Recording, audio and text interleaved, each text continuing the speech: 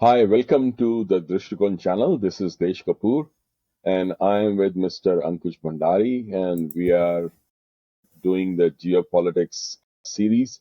And today we will actually talk about the G7 countries and their economies and the relevance of G7 within the global geopolitics. So, welcome, Mr. Ankush Bhandari. Namaste. Namaskar. So let's start with the history. Let's start with the history of the G7 countries. So can you share some light on how the G7 started, how it formed, and how it grew and evolved into what is now the G7? Yeah. And then we'll take it from there. Okay. First of all, thank you again, Deshji, for inviting me to your channel. And today is the Memorial Day, so I think we should never forget all those who really fought for this nation, right? Yeah, And even our veterans were still there, and one who lost their lives. So happy Memorial Day to you and to your happy all your Memorial Day to everyone. To yeah you. yeah. Thank you. So now coming back, G7, right? So G7 was actually not the G7, it was G6 when it was created in the mid of 1970s. Hmm. And it's very interesting if we see the history. History is always interesting, and when we unfold the history, we came to know why the events get unfolded at that time. So we were not born at that time, but if we look at the history, it says that the oil embargo of 1974-73, and it was called, the term was coined oil shock, because it has sent the shock waves over the world, especially to the West. Hmm. So what happened on October 19, 1973, the then president of United States, Richard Nixon, he requested the Congress to give an emergency aid to Israel. And Hmm. it was not a small aid, it was 2.2 billion. 1973, you can imagine 2.2 billion was a big, big amount, right? It was a Right. humongous amount. And why it was given? Because Israel has a conflict which is very famous, if you have heard in the history, Yom Kippur War. That Hmm. happened. And this really pissed off the OPEC world. And OPEC, which is the organization of Arab petroleum exporting countries, right? Right. They said no. How can you give to a Jewish state which is just inside the Arabian territory? At that time, they have this theory, right? And we can't forget that just 6 years back, the 6 days Israel-Arab war, the famous war of the Middle East, which Right. happened just for 6 days, in which Israel just bombarded and lamented all the Arab nations together, 4 or 5 which were together. So Right. they were really pissed off from that, and everything was going on. So what they did is they said, okay, we are going to institute an oil embargo on the United States. Hmm. So what happened? The embargo seized the United States oil import from participating the OPEC nations, Hmm. and they began a series of production cuts. They said we are not going to do the production, and if there's a scarcity, the prices will increase. It's a Right. simple formula, right? So what happened during that time? The prices quadrupled. It was just $2.90, around $3, and it goes up to $12. So it was Hmm. more, almost 4 times. Right. At that time, in March 1974, among all the disagreements with OPEC, how to continue the punishment, the OPEC embargo was finally lifted. But Hmm. the higher oil prices, which was around $12, can't come just in a seconds to $3, which was just 4 months back. So it Hmm. was, the United States had to shell out billions of dollars to help its economy to face that oil price. It was not only US but the whole West at that time, because it was a Cold War going on, right? Right. They were two blocks, the Soviet bloc and the United States bloc. So Hmm. all the US blocks, because Soviet Union was already having they were oil rich countries, whether it was Russia, Uzbekistan, Tajikistan, these are all very oil rich countries, right? So mm, they have enough oil for them, but the West, on the other hand, was really shattered by their economies has suffered a humongous, you know, humongous economic fall down because of this oil price. right. So then at that time, I again quote, at that time, as per the IMF and as per the economic survey, they said that the top six economies of the world, or Mm, in fact, they didn't say the economies, they said the top six democracies of the world. mm, So there's a difference you have to make it. They were not the economies, they were the democracies, what they call. mm, They right. said, let all the top six democracies of the world, according to the Western terminology, Mm, okay, according to the Western terminology, they right. come together and Mm, they said, let's talk out how we can challenge such embargoes on us by the East. mm, Okay, so the French president at that time, Valerie Giscard Estang, I think I'm pronouncing right in the French way, and the Chancellor Helmut Schmidt of West Germany, because at that time Germany was divided East and West, right? And East mm, was under Soviet bloc, West was under US bloc. So right. they met at a place called Chateau de Rambault, which was Mm, 50 kilometers southwest of Paris. And at that time, it was attended by the finance ministers, because they want to understand how the economy they have to, and also by the head of the states. So right. France, United States, Mm, Japan, West Germany, United Kingdom, and Italy, they discussed the oil shock, the financial crisis, and the way out of the recession, because these have plummeted the West into a deep recession. Because four right. times if you have to pay, obviously it will go. It you have to shell out a lot of money, and it was, and they adopted a 15-point communique, because it was in France, so they call it as communique, which is known as a declaration. So they Mm, said, okay, we will meet once in a year mm, at different location, mm, and we will have a rotating presidency, and mm, then we will figure out what's going on, how we can deal with the financial crisis if we have, and let's help each other. right. In 1976, the following year, Canada also joined this G7 summit.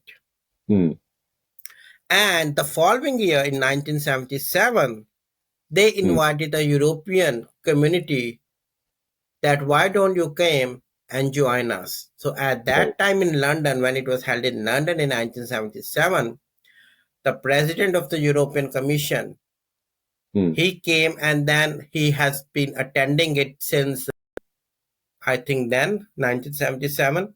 right. So if you see, almost 40 years back, this was built up, or to be precise, 38 years back in 19, sorry, 50 years back, or Mm, 48 years back in 1975, this G7 or G6, which again become G7 in 76, become mm, into existence. right. Yeah. And there was And some time when like Russia also came in and yeah, went out as G8. because G7 at that time in 1980s, if you see, there is a major geopolitical conflict they call the conflict of the decade, the Soviet Mm, Union and Afghanistan conflict, right? right. And the second conflict which was going in Asia was Iran and Iraq, which start from 1980 and 1988. It goes for 8 years. Soviet Yes. Union and Afghanistan go approximately for 10 years, from 79 to 89, right? So these are the main two long-standing conflicts which was happening only in Asia, not Mm, anywhere else.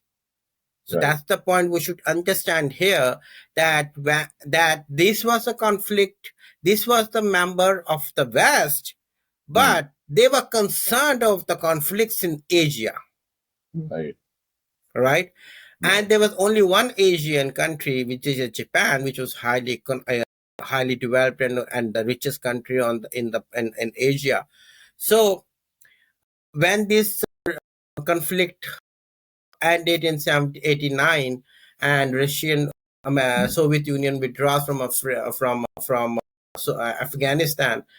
At that time in 1991, when the Soviet Union was still in existence, the G7 invited the then Secretary General of the Communist Party, right? The General Secretary of the Communist Party of Soviet Union, Mikhail Gorbachev, to come and talk with them, parallel to Right. parallel with them, because at that time Germany has been the collapse of the wall of Germany has collapsed. East Right. and West Germany are no more. They had been unified as a Germany. Hmm. So they said okay, and after that the Soviet Union get dissolved, right? Right. After the disintegration of Soviet Union, Russia faces a lot of economic challenges. So in Mm. 1998, Bill Clinton, the United States president at that time, he said, okay, let's invite Russia. And in 1998, Russia was formally admitted to the group, making it G8.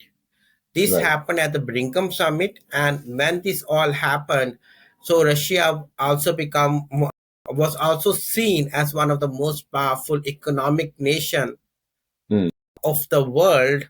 Now it was not so because it was still challenging, and if you remember 1999, it was also Right. seems that Russia will go to default. Right. So if you see, it was a misnomer. It was not an Mm. economic power hub, Russia at that time, but they invited so that we can show that okay, we are open to the east, because they never considered Russia as a Western nation, right? Right. Now they call it as a global north, but still, Mm. if you still ask any Western nation, they always sees Russia as its enemy, as its Mm. competitor, as its not a part of the Western world. Right.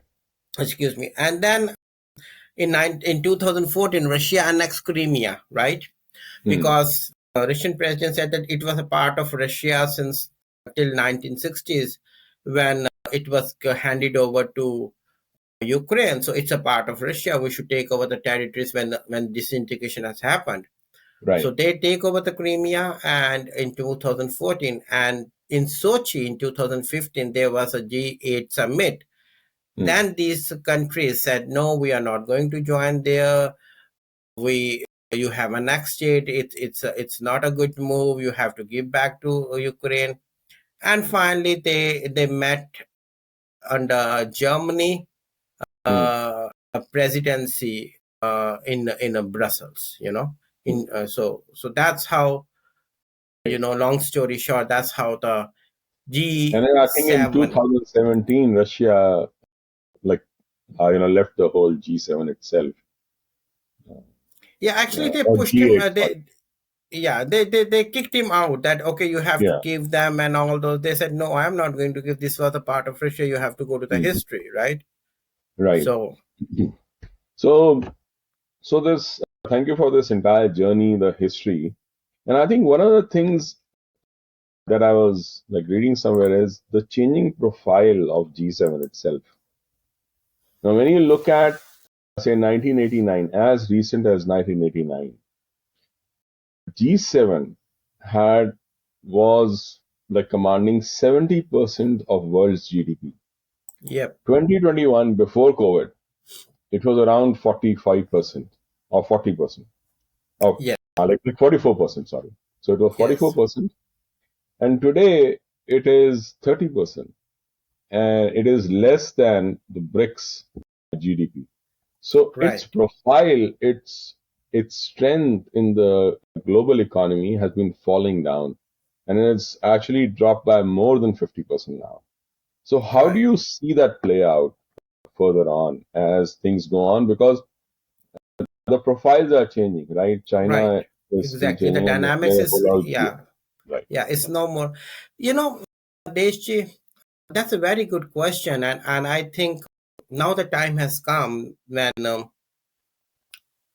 economics professors or the economic genius should ask this question on an open platform, Hmm. because G7 itself is a misnomer.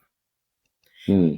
If you see the top economies of the world, the Hmm. number one is USA. I'm Right. just talking of the GDP, right? I'm not Mm. saying of the PPP or okay. Second is China. Right. Third stands Japan. Mm. Fourth, Germany. Fifth, India. Mm. Sixth, France. And seventh, United Kingdom. They keep on changing up and down every 6 months. So we can say, okay, sixth and seventh are interchangeable, right? Correct. Correct. So that's what I'm saying. That let's say these seven economics. So these are the true G7. Mm. Do you know? Do you understand where I'm coming from? Yeah. See, so If that they is say why Italy, they omit Italy, that the extra thing of advanced democracy. They say yeah, not only great, but we are also democracy, which of course China is not. Right? yeah. Like I think But that's what they're. India is a democracy. So if you see this G7 summit, which just happened in Hiroshima, right? Mm. So you know the history. That's another way, another story to discuss some other time. The history of Right. Hiroshima, right? But if you see, India was there as a member who can only observe, observer Mm. member, right? He was invited there, and India is being invited, I think, since 2010 or 11, if I'm not wrong.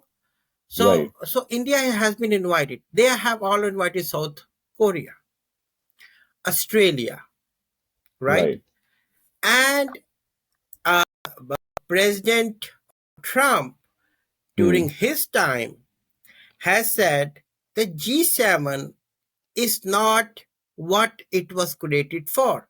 The main Correct. agenda of the G7 was to help financially, but Correct. and that they were the biggest economies.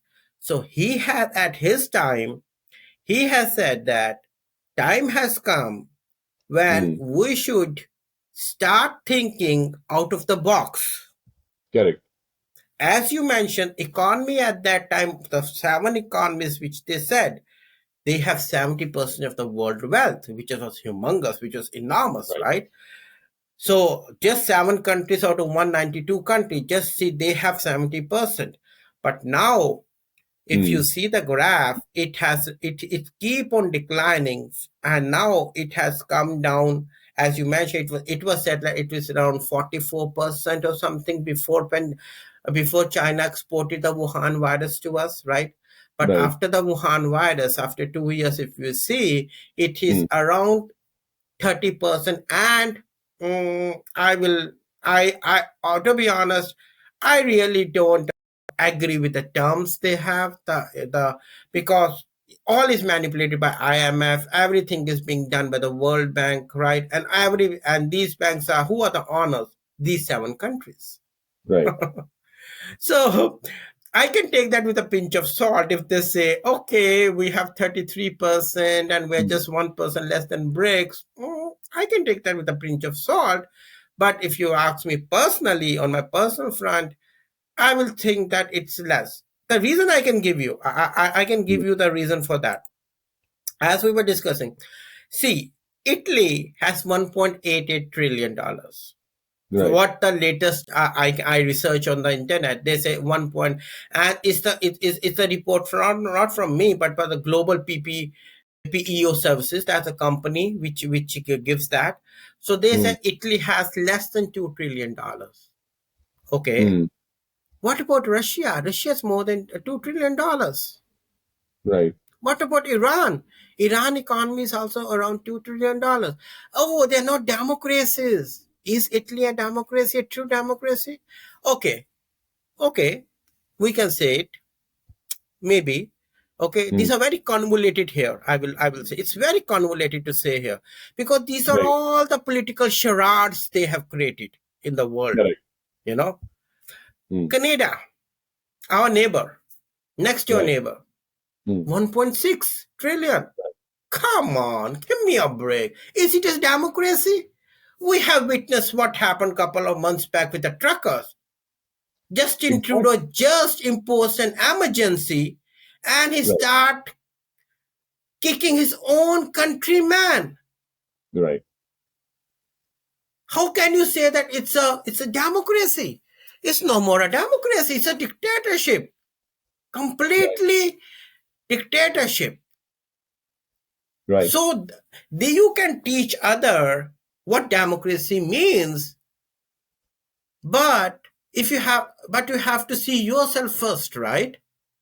I You would can't throw argue the even stones at US, the like even for the okay, US, I mean, the Twitter files and the whole nexus that was there between Twitter, Facebook, all these Facebook, technology companies all the social with media, the yes, FBI, and they backing just one narrative, just one political ideology of the Democratic Party. And like, I don't care whether it's Democratic or Republican, because I see as an independent observer. To me, right, when they talk about rule of law, that rule of law has been violated.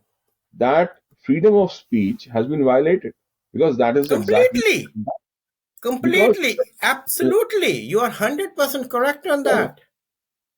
Yep. because now what happens is that an instrument of the establishment, the intelligence Mm, agencies themselves, are backing one political party and exactly. actually co-opting the entire technological company infrastructure to make that happen. Now, And if this was being done against any other country, one there could would still have argue been for it. the Right, earthquake in the West, right? correct. It would have been But if like the the US was doing forest this for fire, American, yeah, if right? US was doing for some other country, one can say, okay, like this is geopolitics. But when you're doing it within your own country, Right, against your own people, right, against your own exactly. one party out of the two, then there is something fundamentally wrong with your entire democracy. Right, and that's what the Constitution of America doesn't say. Right, It's and you are violating the Constitution values for this for which this country stands. See, this right, country has gone to Iraq. Why? Oh, the democracy is not there. Libya. Why? Democracy is not there. Iran, they are fighting at an axis of evil. Democracy is not there. There is no freedom of speech. They had. I am not. I'm not advocating those countries. Okay, but what means I can give you the long list, right? It's I can right, give you the complete laundry list for that. But I hope you get the point here, right? I can keep right, going on and on, but you get the point that you can't. There's a phrase which you a proverb we use. You can't throw the stones at the glass houses when you yourself live in that glass houses, right? right, Because that stone will also come back to you. right, So how can you point the finger to other countries when you are not letting your people the freedom of speech? right, Till today, the Facebook is like a dictator. If you write something, your blog will go at the bottom most, right? Because they don't right, like it. Then right. where is the freedom of speech? So, Exactly. And that's the problem. That's a good discussion. We can do in it in fact, a very recently we have seen LinkedIn has actually thrown out one of the posts by Vivek Ramaswamy, who's one of the presidential candidates. right. And they have banned his post. If they can do it to him, to a presidential candidate, they can do it to anyone. And Yeah, this is LinkedIn. yeah, Like like it's just, and like even if all these things were not there, even then, the whole concept of electoral college is, in my view, is in my view, against the democratic norms itself, because what it actually does is says that if there is like something that we don't like, that the electorate actually decides on, then we can decide otherwise. And just that thought that few people sitting up there can decide otherwise than what the electorate has said is itself right. undemocratic, Under scrutiny, right? right? And that is exactly what was responsible for what happened with Bush versus Al Gore way back when, right? Because electoral college actually came into play. Yep, yep. So that's the thing. I mean, so, you know, President Trump has very well said he has challenged G7 unity. He said, wherever you need them, you go with it. And where you Right, don't need US, you don't go with the US. Why? Because you said, okay, we have to go with the climate change, and US being the chief, you have to do with it, I'm not advocating President Trump here, but what I want to say here is, even in the G7, when you say the democracies, how can you say that these are the biggest economic power hubs and they are not Right. even the democracies? No more, Right. right? I have just we just now discussed about USA and Canada, and the same case is going with France. The same case is Right. going with UK. If you see, Again, yeah. UK is Right. under recession, right? Earlier they were saying UK will have negative growth Mm, this financial year, and it may continue till 2024 and even up to some part of 2025. Now mm, Germany has a negative growth. mm. It all over the news. You may have read it, right? Right. That Germany Right. has already said, okay, 2 quarters, and it is also predicted that USA may have the negative growth starting end of this year and continuing the next whole year. Right. So I can't comment on that whether USA will have, but we have seen out of the 7 economies, Mm, UK and Germany already are in recession. They are no more the economies, but they are not having even a positive growth rate. Okay, mm, okay, understood. If somebody can debate, oh no, no, no, no, but still they have their GDP so and so. Fair enough. But what about the PPP? mm. They will not calculate that. So Correct. G7, in my view, is completely a big nonsense. Mm, They have never catered to any world problem so far. If you right. see this summit 2023, Ukraine, Ukraine, Ukraine, Ukraine, Ukraine. What is this heck going on? Mm, Is Ukraine the only problem we have in the world? We have a lot of problems going with unemployment. We have a lot of problem going with poverty. We have a lot of problem with malnutrition. We have a still problem with COVID. We still have the problem with other pandemics which is going around the world. We have a problem with our environment. correct. You stop giving money to Ukraine, the war will end within seconds. End of the story. Right. You are giving money to Ukraine. It's just like that. You are you that house is on fire. But who is supplying the oil to put that on fire? You guys are putting that on fire. Mm, right. And then if you see, if India would not have helped the world, Egypt, Turkey, many other nations in giving the food supplies, Mm, Afghanistan, there will be more death than COVID right. due to hunger in the world than it would have been due to COVID. Right. And my other question to this top economist, you don't have to be a Harvard graduate. It's a simple economics, it's a simple mathematics. Even if I ask a primary and elementary kid in India that, buddy, one country has 1.55 trillion dollars as economy and one country has 3.5 or 3.4 like India, which is a better, who is better? He will laugh at me and say, sir, obviously India is a bigger economy, Right. right? So so like, if you just take the top states of India, like Tamil Nadu, Mm, Karnataka, mm, Maharashtra, Uttar Pradesh, Gujarat, right. just the 5 states out of 25 or 26 states what we have right now, and the union territories, leave them. They, if you combine their GDP, they Mm, have a much bigger GDP than Canada and Italy. wow. Yeah, that's true, actually. So just and it is being expected that you, Uttar Pradesh by 2030 will have almost 1.5 trillion GDP. I was reading in one paper. Right. The way it is making progress, 1.5 trillion GDP, just one state. Just imagine that.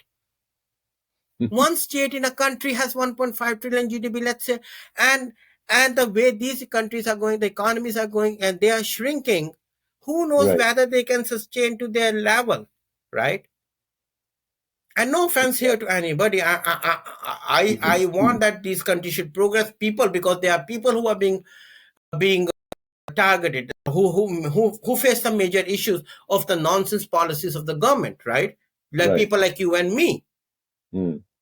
So I have the complete sympathy with the people of United Kingdom, with Germany, and all over the world, because they also want the roof on their head, the food on their table, the clothes on their body. That's all everybody needs, right? Right. Nobody wants to have their own villas, or their own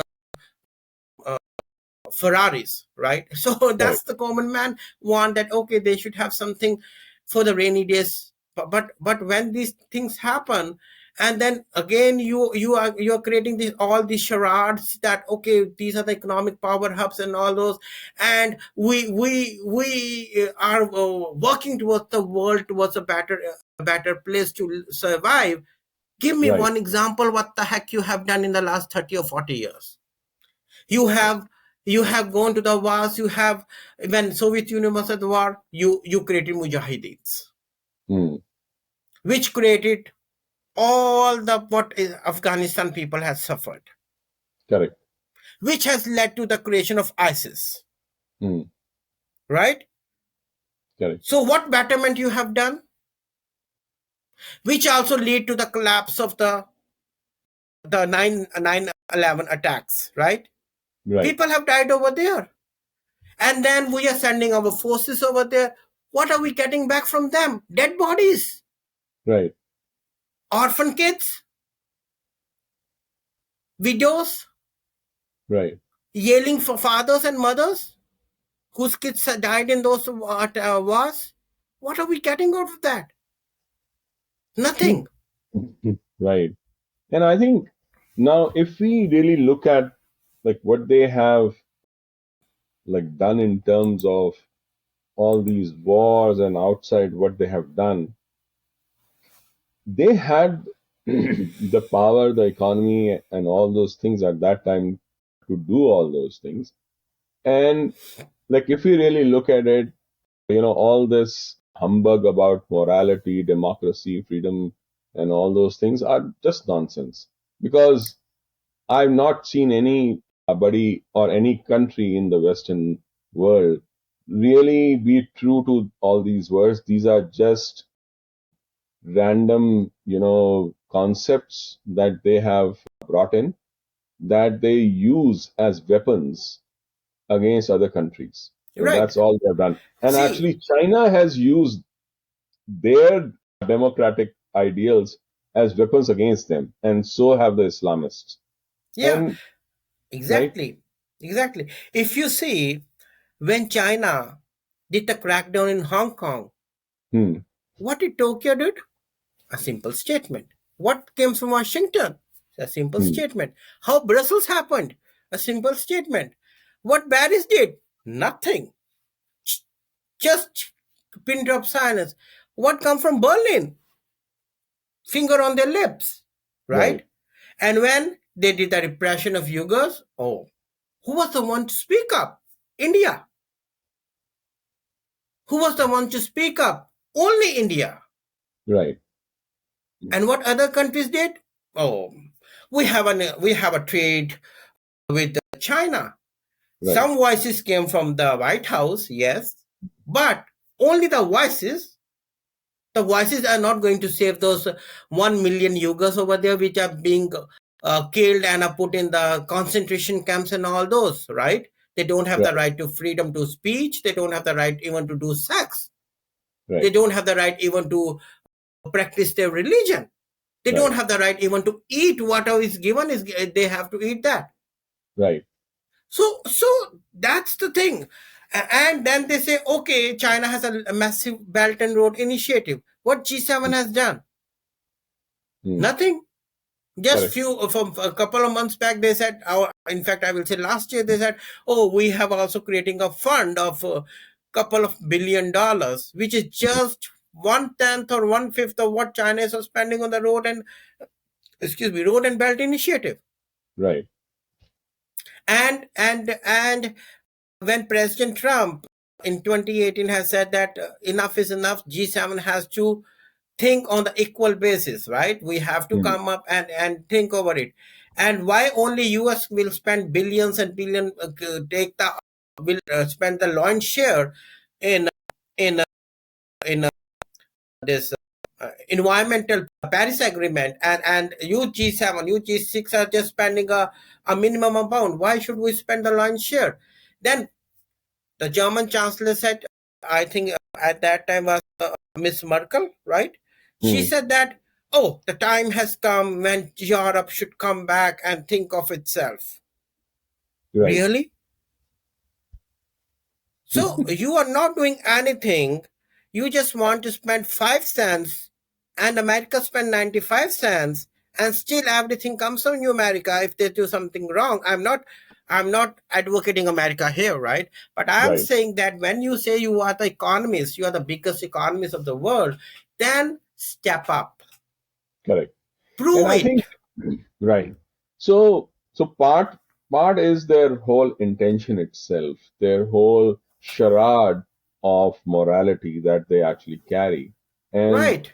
like I'm not trying to bash the West. All I'm saying is that is a reality, and people are now accepting it, and they are Yes. understanding that. And it's better to really see things the way they are. Now, that is one thing. But there, and they could force that down everyone's throat by the sheer power of their military as well as economy. But as we go on further, we see that their ability to sustain their economy is actually falling down. And the That's the reason is point. because their population is not keeping in line. Because even when you see the fertility rate, they like it is, there was this Pew Research report which showed that the replacement rate, I mean, like if you 1.6 like against, really see yeah, fertility was 1.94 for the world. For G7 countries, it is 1.6. 1.74. It's Okay. like I lower than read the about global. 1.6. Okay. Right. And 30% of all the EU, like the countries, population is 65 and older.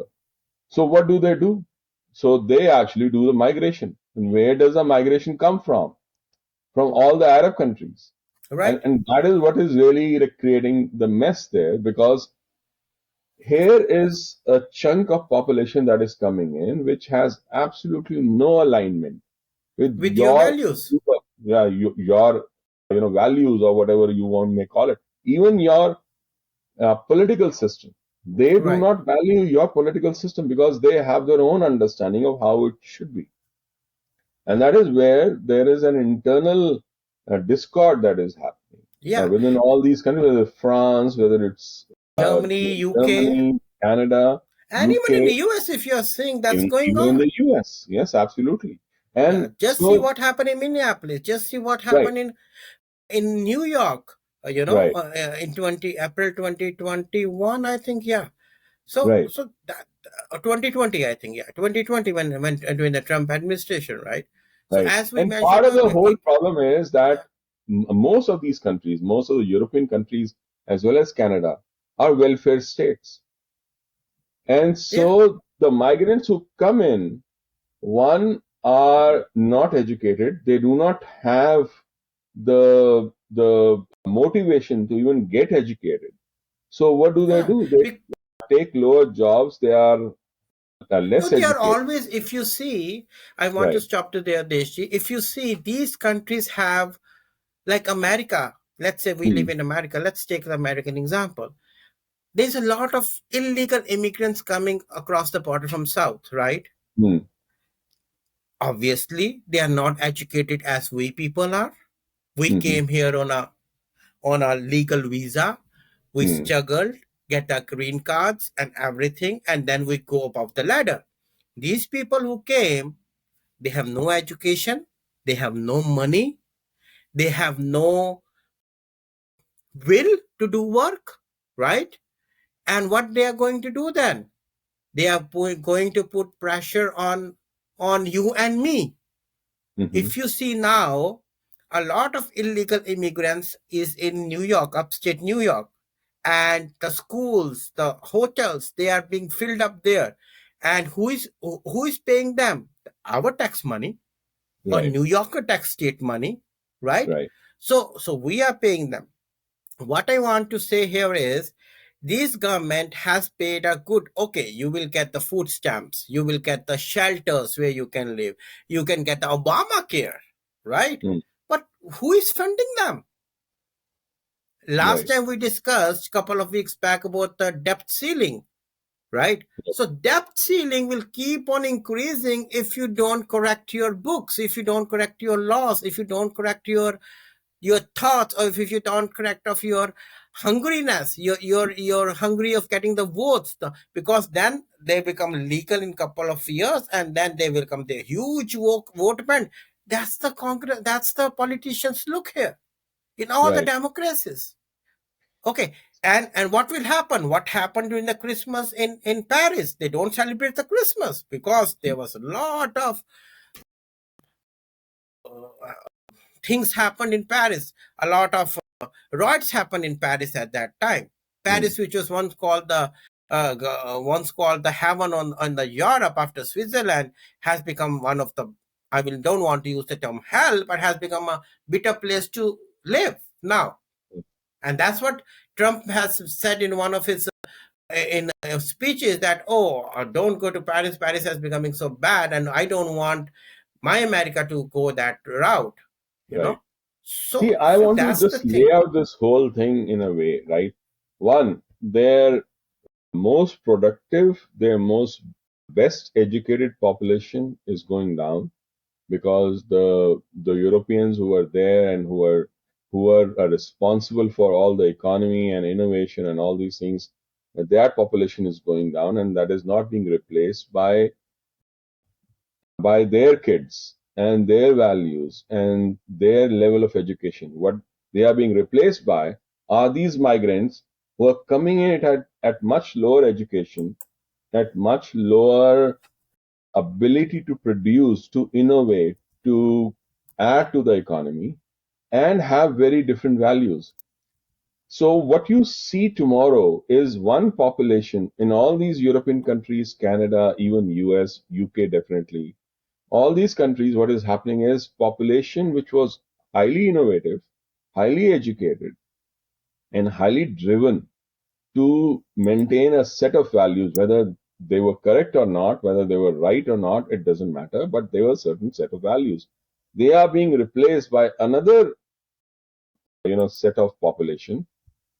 The next generation that comes for all these countries, the European Mhm. countries, the Canada, in the next 20 years, we will see the productive, innovative population being replaced by less innovative, less aligned to the Non-productive values and population, non-innovative, not less non-innovative. innovative. And that will Grooming gangs, change. the word I Yeah, will use here, the grooming gangs. What is happening in UK, they have said right, the grooming gangs. I don't want to stop you there, Deshi, but right, the appropriate word which I will say is the grooming gangs, like the Pakistani grooming right, gangs in UK. They have just one agenda, okay, target the Indian origin of girls or the British origin. And I don't want to use the word love jihad or something like over here, but the grooming gangs, what they have come, and now after 20, 25, 30 years, the Home Secretary Sule Beverman has accepted. Yes, these are the grooming gangs, and the same grooming gangs is happening all over the G7 countries, or I will say on the West as a whole. right. So what we are seeing is that the economy itself is imploding on its own, like without anybody doing anything, like doing any attack on the country, because their entire population, the whole demography, the whole value system, the education system, or the ability to innovate and to produce it is changing. So what you have today, Right. 20 years from now, you'll see a very, very different West that we have Yep. not even imagined, unless and until Imagine. Right. there is a high level, that there is an extensive civil war, internal civil war that happens. Because I don't like it is, I often say the next world war will not be between countries. It will be on the streets because that is how I see it now.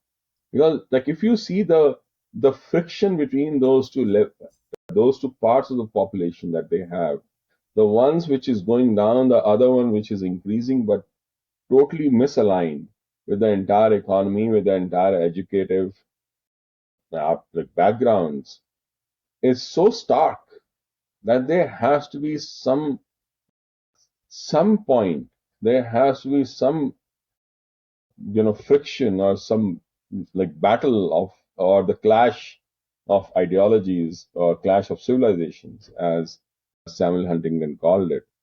And like that Right. is why I So see that these seven countries will actually go down even further from 70 to yeah, 30, if you see, 30 further down. yeah, yeah, if you see in G20, in 2014, the then Prime Minister of Australia, he said that, okay, when the G20 summit happens, right, because we already have the deep recession in 2008, 9, 10, and after a couple of years, they said, okay, now the world is out of the recession.